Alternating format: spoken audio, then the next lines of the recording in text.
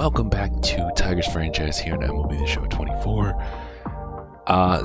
This episode's just going to be a recap of year one and also the offseason. So we finished 71-91, third in the division, 30 games back. Guardians were below us, and the White Sox were absolutely awful, losing 105 games. Meanwhile, Twins won 101, and the Rangers won 90, Mariners, Angels, but the Athletics lost 101 games. Meanwhile, the Yankees, who won 100 games, made it to the wild card. Rays and Mariners. We were 13 games out of the wild card race. Then we look in the National League. Braves won 109, followed by the Phillies. Cardinals, Brewers, they make it to the postseason. Dodgers winning 102, and the Padres as well. Those Padres, Phillies, Brewers. But then the Orioles won 101 games. And then when we look at the postseason, Yankees beat the Rays, the Mariners beat the Rangers, and Baltimore beating the Mariners. The Twins sweeping the Yankees, and then the Twins taking 4-1 for the AL pennant. And then for the NL side, Phillies and Cardinals took care of business. Dodgers and Phillies both kind of struggled, and then went to Game 7 in the Dodgers, and now it's a 2-2 series as we advance. It's 3-2, and the Twins have won the World Series. But before we kind of simulate the rest of the season, I kind of want to go over our stats and then around the league as well. Since it's the postseason, we couldn't do stats, but regardless, we'll just do the league real quick. Aaron Judge wins AL MVP, hitting 61 homers, 146 RBIs. Corey Seager then Devers as well. Then Garrett Cole wins back-to-back Cy Youngs, 22-5 with 185 strikeouts. Carlos Rendon finishes second. Judge wins the batting title, hitting 324. Joan Duran, the closer for the Twins, wins reliever of the year. Evan Carter, who I don't know if... Okay, so he was originally on the Texas Rangers. I was about to say Texans. Wins rookie of the year. Cole Keith finishes second, which hitting 281, 21 homers, 65 RBI, 77 overall. You know, I think he kind of proved his worth, and we signed him long term. That's huge. Austin Wells finishes third. Judge wins the Hank Aaron Award. Golden Glovers. Andrew Vaughn wins one. Marcus, I don't know. Garcia. Volpe wins back-to-back. Really no one. Dominic Fletcher. Juan Soto almost won. Stanton wins Silver Slugger for DH. Adley Rutschman for catcher. Vladdy, the cover athlete, wins it for first base. Marcus again wins it again. Rafael Devers, Corey Seager, Aaron Judge, Mike Trout, and Julio Rodriguez. And then we turn to the National League. Postseason MVP was obviously Hernandez, and World Series MVP was Carlos Correa. But we're going to go to now National League. Matt Olson wins MVP. Austin Riley was right behind him. Tyler Glisnow, who finished third in NL MVP, wins the Cy Young. Shout out Michael King, the former Yankee pitcher. Shout out Austin Riley, wins the batting title. Jose Alvarado wins reliever of the year. Marco Lucinato wins NL Rookie of the Year. Austin Riley wins Hank Aaron Award. In terms of Golden Gloves, the usual. Nolan Arenado. Francisco Lindor wins one. And Tatis wins a Golden Glove. Sluggers, Kyle Schwarber. He was, the Schwarbombs in the Nationals franchise. You know, so I'm not surprised. Sean Murphy for the Braves. Matt Olson for the Braves. Mac McLean for the Reds. Austin Riley. Han-Sung Kim for the Padres. Ronald Acuna. Nick Castellanos and Fernando Tatis Jr. So we kind of kick off the offseason. No huge retirements, no inductees to the Hall of Fame, which is crazy. In terms of staff, we're going to fire AJ Hinch. I'm sorry. We're not going to do that. Our hitting coach and farm director both retired, so we got to replace those as well. Farm director, we're going to go with Dino Ebel. I thought about Dave Roberts, but he's a pretty good manager, but I'm thinking 58-year-old, why not develop some of the younger guys? You know, maybe we raise the price a little bit because he might try to become a manager, but I'm thinking we got a lot of young guys. We need a good farm director to, you know, get these guys ready for the next level. So we take a look, Bo Becker, a 36-year-old, you know, we're kind of going for maybe a younger guy, B potential. Then we have 2 A guys, Josh Horman and then Omar Rivera in terms of coaches. John wants a little bit more money, Omar's not, and Bo Becker, you know, to me, he's the youngest guy. I'm thinking we get a young manager for this young team, but we'll see how it goes. All right, we're going to take a quick look at some of the guys we are offering. We are offering Walker Buehler, who is 30 years old, 81 overall. Don't know why he didn't play for a team in 20. Maybe he was hurt. I'm not 100% sure, but had a pretty solid season with the Dodgers last year. We're only offering him like a 2-3 year deal. He is 30, but we're also offering Jose Laseric from the Rangers. We're offering Matt Moore, kind of a 2-year deal. He's 35. I'm leaning towards a 1-year deal. Yeah, I think we're going to lean towards a 1-year deal. Bump it up a little bit from the Blue Jays. Jack Flaherty. I think we're going to do not as much money. We're going to do a 2-year deal. That much. So we kind of slow it down. And then Caleb Ferguson, he is 28. I figure maybe not a 6-year deal, but we'll give him a 3-year deal. Not as much. Miguel Castro, he's 30. I think we're leaning towards giving him kind of a 2-year deal. A little bit less money. Brandon Crawford, 68, he's 38. I figured he can help like Jace Jung and some of the younger middle infielders that we have, kind of be the veteran. I know he's getting up there in age. Did pretty solid in St. Louis, but you know, I think he's just a good veteran piece to have. And then Esteban Sandoval, he is 20 years old, D potential, which I might go to C potential because I don't like the D potential thing, but let me know down in the comments. Kind of our quote-unquote international signing. I do kind of want to do that. Adam Avedito, definitely butchering it, but you know, he's 39. We'll give him a 1-year deal, and then we're kind of just bulking up kind of our bullpen, like Ramon Hazong from 24 years old. We're kind of going another, I mean, he's from Wisconsin, but you know, kind of getting these younger guys like Billy Mendoza, Esteban Reyes, Lyle King. We're going after Cody because he is younger. I don't know if I want to give him a 5-year deal at 28, but we can give him a 2-year deal. Sean French, Alexis Gonzalez, Sammy Ross, Terrell Mortensen, and Scott Hawk as well, kind of making a little bit of our farm system a little bit stronger. So it seems like on the 8th we got most of kind of the younger guys kind of to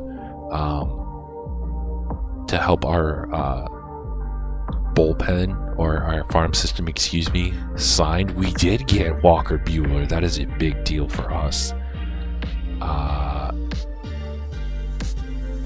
Purchase the contact. Well, all right. So sorry, I'm just reading a little bit. It seems like really, yeah. I mean, that's really, really cool. We got Walker Buehler to be our ace now. So Blake Snell for a 4-year deal, $90.8 million is going to go to the Seattle Mariners. It's a big deal. We are also going to trade Casey Mize because he's a big contract, and we have a lot of young pitchers. Plus, we get a young closer from the Athletics. Danny Jensen signed a 3-year, $34.8 million deal with the Braves. So we traded to get Casey Ali. He is a 22-year-old, 68 overall C potential guy. Didn't really have to give up a lot for him. I'll show you in a little bit, but I'm thinking we got to get some young guys in this bullpen, and that's exactly what we got. We also traded for Brian Corbin from the Rockies as well. So we traded Billy Mendoza, who we got in free agency. Figured we have enough of starting pitching in terms of young starting pitching to get Corbin, and then Casey Ali. We traded Wentz. We have a lot of young second basemen or just middle infielders in general, so I figured why not just send him away. So the last trade that we're going to do is Troy Wilkes, 19-year-old kid out of North Carolina, a potential. The reason why, I mean, look, they got a lot of guys ahead of him, like Brock Wilkin. They have Aiden Miller, Eric Brown Jr. I don't think he's really gonna see playing time potentially. I mean, look at shortstop, maybe shortstop, but even then, you know, I just don't see it compared to us. Really, it's just Jace Jung to compete with. And I'm thinking Reese Olson, he kind of struggled the first couple of years here, and he's 25. We have, you know, guys like Jackson Jobe coming up, Wilmer Flores, this year's or last season's first round pick kind of in there, and we traded for a bunch of other young pitchers, and he's 25, you know, figure send him off. So that's going to be another trade. Juan Soto finally signed 7 years, $217 million. He's going to make $31 million a year playing in Texas for the Texas Rangers. That's a big signing for them. So the draft lottery came in. The Rockies will be having the first pick, followed by the White Sox, Athletics, Pirates, Guardians. We did flip-flop with the Reds, so we will have the 6th overall pick. And then, obviously, you can see the rest there. Corbin Burns signs a 5-year, $77.5 million deal. Looks like the A's aren't cheap anymore, as they're going to give Burns the bag as well. And then a huge deal, which doesn't make sense. Oh, never mind. I mixed it up. But Munoz is going to get traded from the Padres to the Mariners. Mariners giving up some pretty big prospects as well. Pretty big deal. And then Gleyber Torres signing a 5-year, $66.5 million deal. He's going to make $13 million in the city of brotherly love to the Phillies. We are going to wrap up the offseason by showing you the starting lineup for opening day, which is going to be next episode. So obviously Walker Buehler is going to be our number 2 guy. Signed him to actually a very team-friendly deal, I would say. Matt Manning. We re-signed Jack Flaherty as well. Bo will be up there at first. And then we have Wilmer Flores, Jackson Jobe, our first-round pick down in AAA, along with Drew Hackman, and then a couple of other guys. Luis Medea, I guess we can call him up. We'll see how it goes. But worst case is we just bring him down. Then obviously Matt Moore, who we signed in the offseason to a 1-year deal.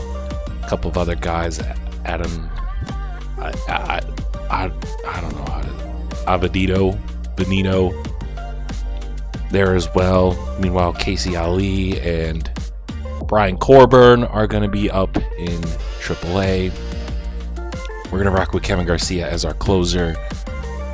Kohisha Tanada is going to be in Toledo for now. Jake Rogers will still be there. And then Ricky Day, our 3rd-round pick, is going to be the backup catcher, switch hitter. Really just a power guy and pretty good arm, so I don't expect too much. Spencer Torkelson will be there. I'm trying to call up Brandon Belt, but for right now, they won't let me because of the 40-man roster. He's not on there, but Brandon Belt will be up there as well. And Colt Keith, who was like 3rd in AL Rookie of the Year, is going to be starting, but we have Rosario, Yu Lee up in Toledo, and then for Erie, Luke Gold and Colby Halter. Jace Jung, 2022's first round pick, will make his MLB debut. I'm fine with Northcutt being there, and then Troy Wilkins, who we traded from the Brewers, will be in Toledo as well. And then I'm trying to have Max Anderson stay, but he's one of the 40-man guys, so you see him withdraw. Javier Baez, and then Edison Polino, who I thought was a international prospect, but he was with Boston last year. And then Brandon Crawford, the savvy vet, will also be there as well. But then we have Ty Petey, Mendiza, and Zach Short in AAA, and then Ryan Pezzarota, our second round pick last year, being down in Erie.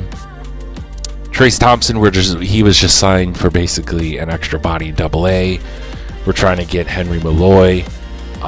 He's going to be down in AAA as well, but Adu is really going to be the left fielder. And then Riley Green and Matt Blaring will be the center fielders.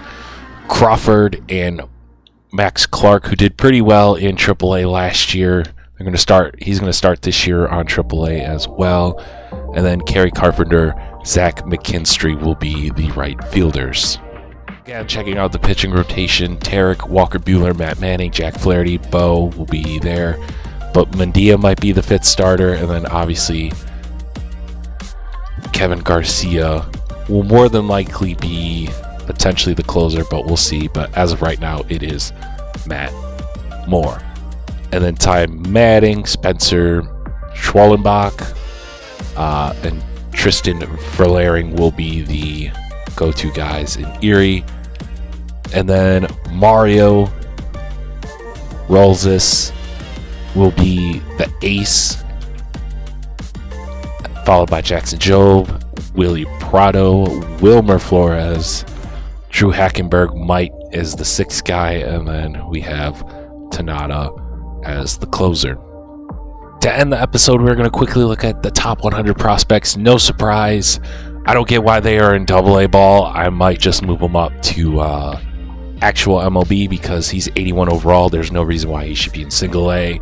Woody Lake, and then Dwayne Jarvis as well, followed by Mr. Junior. Paul's up there as well, and then Troy Wilkes is the number 5 overall prospect at 64 overall. And then Tanada at 71. Max Clark dropped down to 15. And then we just keep on looking. Some other guys. Elijah Green for some reason's on there. Well, he's on the Yankees. I forget he's on the Yankees. And we're just slowly looking down. The next guy is Jackson Jobe, who kind of struggled now. We have a picture of him now. That's pretty cool. And then our first round pick last year was 80. He's 84th on the list as well. And then Ty P will finish out the top 100. But you look at starting pitching, by organization, it's Troy, Tana, Clark, Jobe, which doesn't make sense. I don't get why Justin Clark. Maybe we missed Justin Crawford, but Crawford, Rollis, Pete, Hackenberg, Ricky Day, Lee, Flores, Corbin, Jace Jung, who will also make his debut, Vargas, Dan Estrada, Schwallenberg, Madden, Ali, and Kelly. And most of these guys, they are projected to arrive this year in 2025. A couple of them next year. I'll check the PPI list. So we got a lot of guys for incentives. Jackson Jobe, Clark, Petey, Jung, Tada, Wilkes, Crawford, Rollis. I got to look more into this, but apparently you get some incentives if you call them up during this year. So we'll have to see. But let me know down in the comments what you think this team is going to do. It's going to be interesting. The Twins, it seems like they're going to be the top dog, so we might have to fight for an AL wild card. Let me know what you think of the off-season predictions, whatnot. And season 2 will be coming soon. And until the next video, you guys have a good one. Peace.